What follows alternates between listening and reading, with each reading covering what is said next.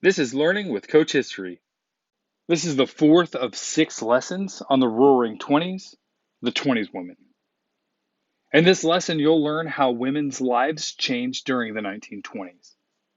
The key terms and people, flapper and double standards.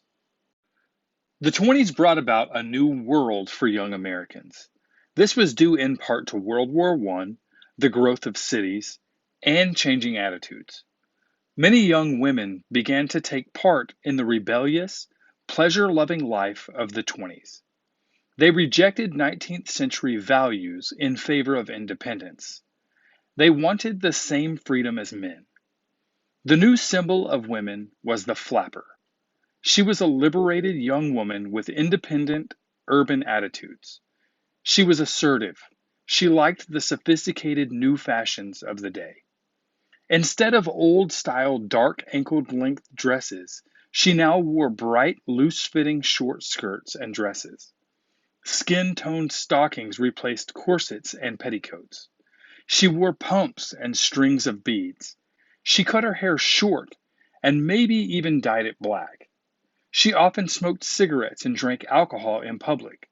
She danced new, exciting dances such as the tango, foxtrot, camel walk, shimmy, and Charleston. Other attitudes changed too.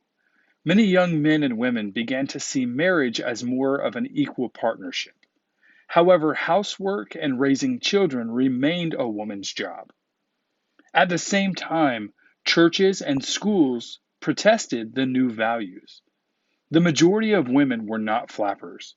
Many people felt torn between the old values and the new ones. One result of this clash between old values and the image of a flapper was the double standard. This was a set of principles or values generally accepted by society. One American double standard allowed men to have greater sexual freedom than women.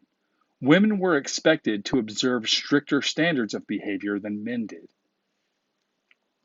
Many women had gone to work outside the home during World War I. This trend continued in the 20s, but their opportunities had changed after the war. Men returned from the war and took back traditional men's jobs. Women moved back into the women's professions of being a teacher, nurse, or librarian. Big business provided another role for women, clerical work. Millions of women became secretaries, typists, file clerks, and stenographers. Many others became cell clerks in stores. Many women also worked on assembly lines in factories. By 1930, 10 million women had paid jobs outside of the home. This was almost one-fourth of the American workforce. Women did not find equality in the workplace. Few women rose to jobs in management. Women earned less than men. Men regarded women as temporary workers whose real job was at home keeping house and raising children. In the 20s, patterns of discrimination against women in the business world continued. Family life changed too.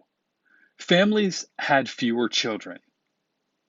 Electrical appliances made housework easier.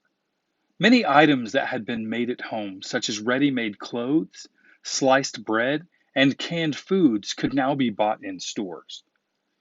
Public agencies took over some family responsibilities too. They provided services for the elderly and the sick. While most women remained homemakers, they had more free time. However, some women had to work and also run their homes. It was hard for them to combine these roles. In the 1920s, marriages were more often based on romantic love than arranged by families. Children were no longer part of the workforce. They spent their days in school and other activities with people of their own age. Peer pressure began to be an important influence on teens' behavior. Some adolescents went against their parents' wishes and rebelled. This reflected the conflict between traditional attitudes and modern ways of thinking.